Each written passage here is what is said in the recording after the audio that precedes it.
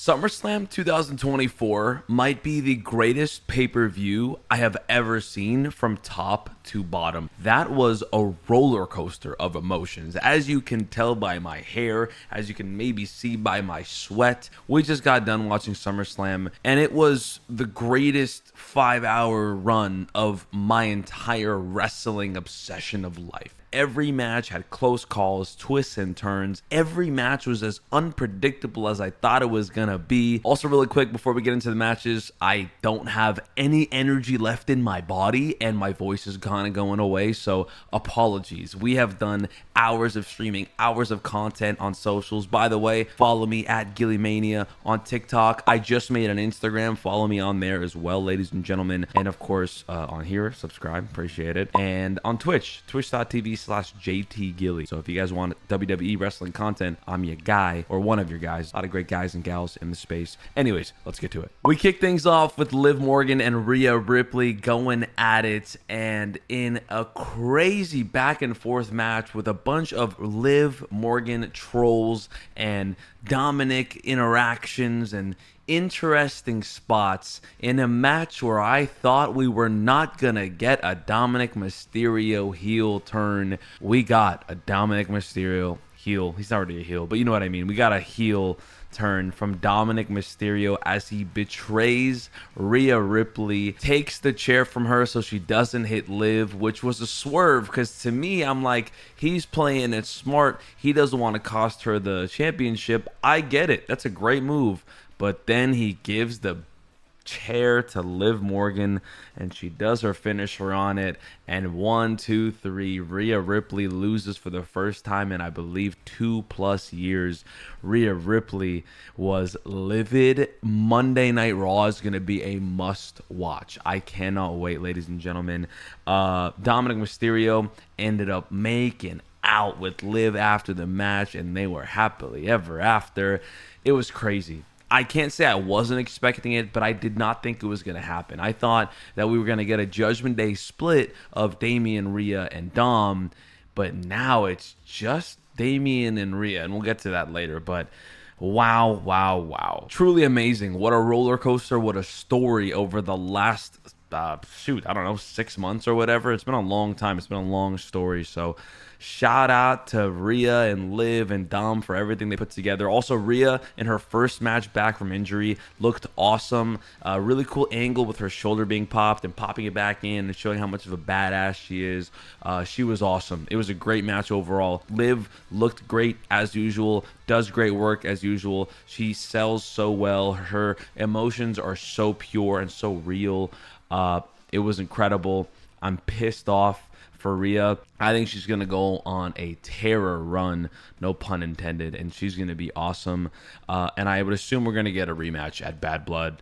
There is Bash in Berlin, though, so maybe at Bash in Berlin we'll have to see, but there's a lot of problems in the Judgment Day, which we'll get to later. Oh my gosh, Liv Morgan with the dub. I predicted that.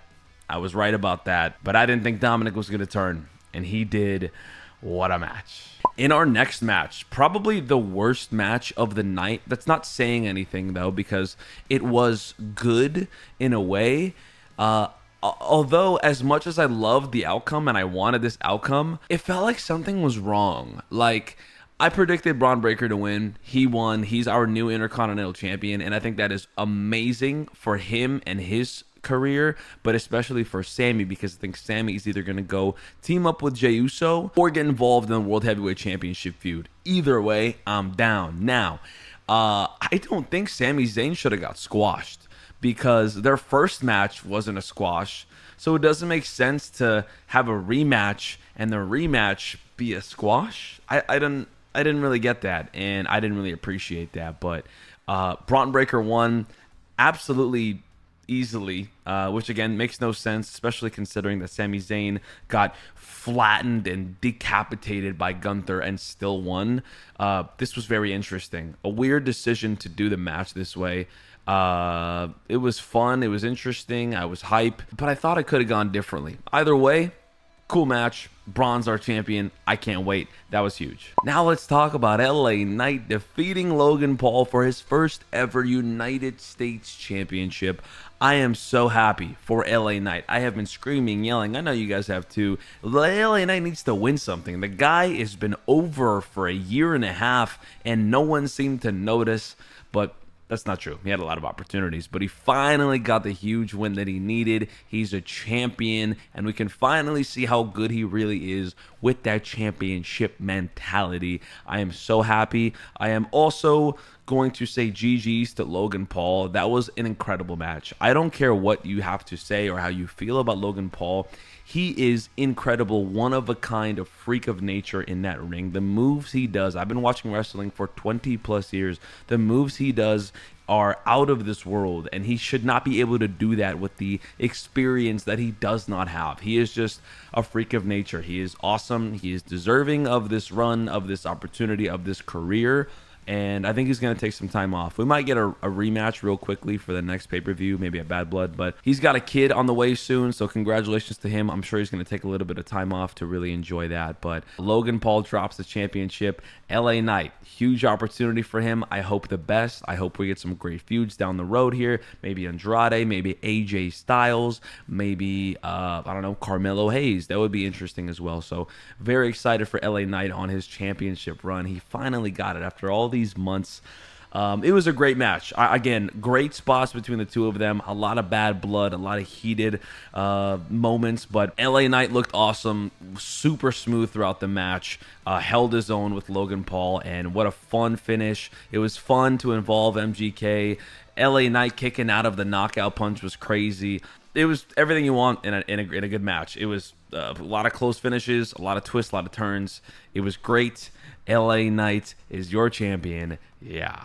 Now let's talk about Bayley losing to Nia Jax and losing the WWE Women's Championship. Well, I predicted this. I love Bayley. Shout out to the Bay Area, but I just think that Nia Jax needed this win to further the interest in the women's division on SmackDown. I feel like with Nia Jax at the top and Tiffany at her side, there's a lot of good storyline in there. And of course, Nia can go through the gauntlet of going for Bianca and Jade and Chelsea and Piper, whoever. I was right in my prediction, and I think Nia Jax is going to be awesome as a champion. And the match was also awesome. Tiffany cashing in.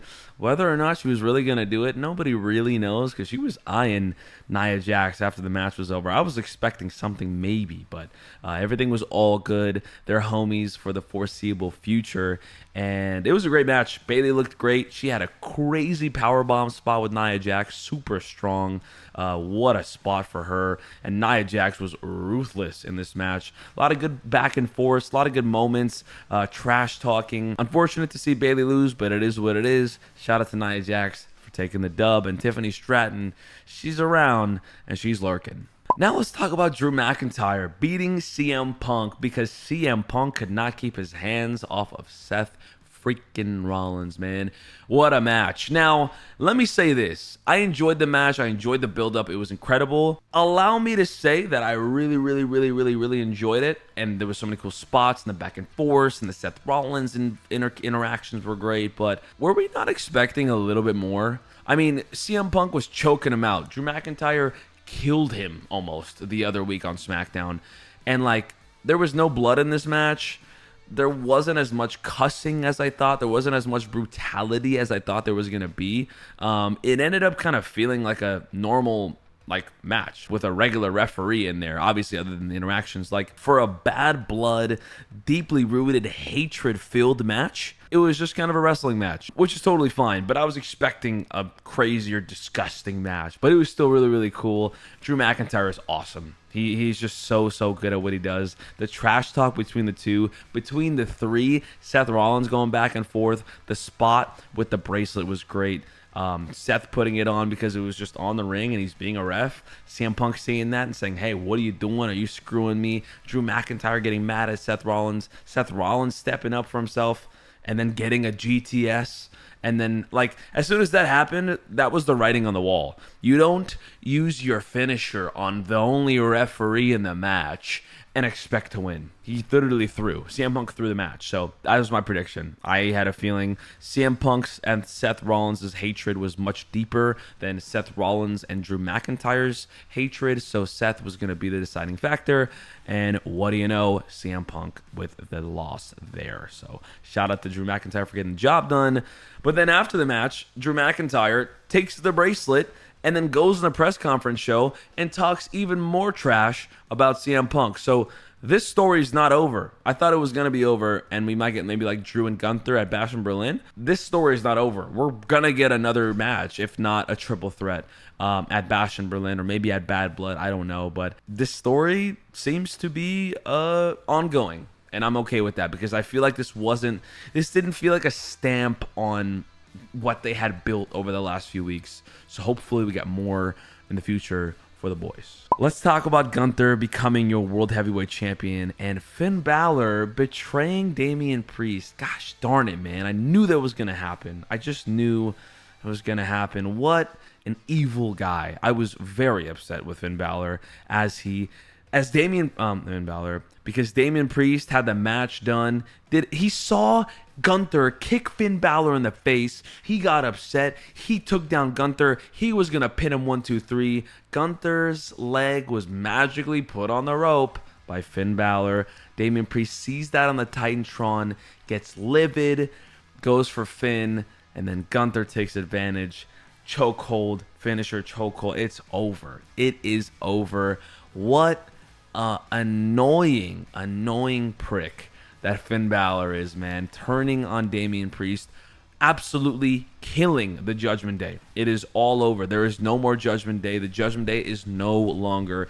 Rhea and Damian are on their own. They're together, though. They're the Terror Twins. They're going to take care of each other. But it seems that Liv Morgan, Dominic Mysterio, and Finn Balor are in cahoots, just like we all kind of thought, I guess, whether or not we wanted to admit it. I don't know where JD stands. I don't know where Carlito stands. But the Judgment Day is no longer, and that's crazy to me.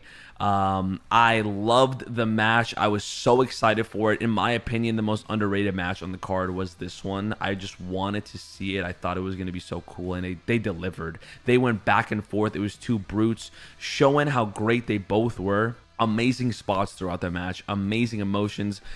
Damian Priest was hitting Gunther so hard with the chops, he made him bleed. I've seen redness, I've seen welts, I've seen bruises. I have never seen a chop make someone bleed. That was personal. Damian Priest had an incredible run as a champion. I think he has all the respect in the world, and he should have all the respect in the world for the run he had. He carried the last couple of months with the big dogs out of the picture. With Cody on SmackDown, Roman gone, Rock gone, Seth was gone. Damian Priest held it down, man, and he was awesome. And he looked incredible in this match. And you know what I loved? My favorite moment? When he was getting choked out as he was losing the match, he was like looking at Finn. Like he was like sad, like looking at Finn almost like about to cry as he's getting choked out, and then he went out, and I thought that was great from him. And what a story they built there. Gonna be obvious I just got goosebumps. Look at that. It's obvious we're getting Finn Balor and Damian Priest at some point soon. Whether it's at Bash in Berlin or Bad Blood or both, I don't know. But the Judgment Day is over. Rhea and Damian have to figure some things out. They're going to have trust issues. But they got each other, and that's nice and that's important. But I don't know what the story holds for them moving forward. The feuds are nowhere near done. Again, this Monday night is going to be a must-watch Raw. Probably the most hyped Raw of the year. Now let's talk about one of the greatest moments of my life. The return of the OTC, the original Tribal Chief, Roman Reigns, during Cody Rhodes' match with Solo Sikoa, in which he ended up defeating Solo Sikoa. Can we give our flowers to Mr. Solo? He is honestly incredible. I know we don't believe it. I know we don't love it.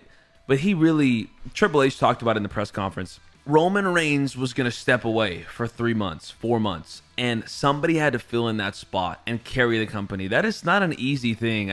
Nobody could have just done that. Solo did a good job. He made the Bloodline seem real. The Bloodline are still scary. They're still tag champions. They're still Jacob Fatu. That story's nowhere near over. He might not be the Tribal Chief that Roman Reigns was, but he's only been in the WWE for a handful of years. Roman Reigns became the Tribal Chief 10 years in, so relax a little bit on the Solo Sikoa hate. I think he's going to be fine. And he did an incredible job. He's a young guy, and he held it down. He had a great match. He honestly looked awesome. The moves he was pulling off, very, very cool. I loved his arsenal today.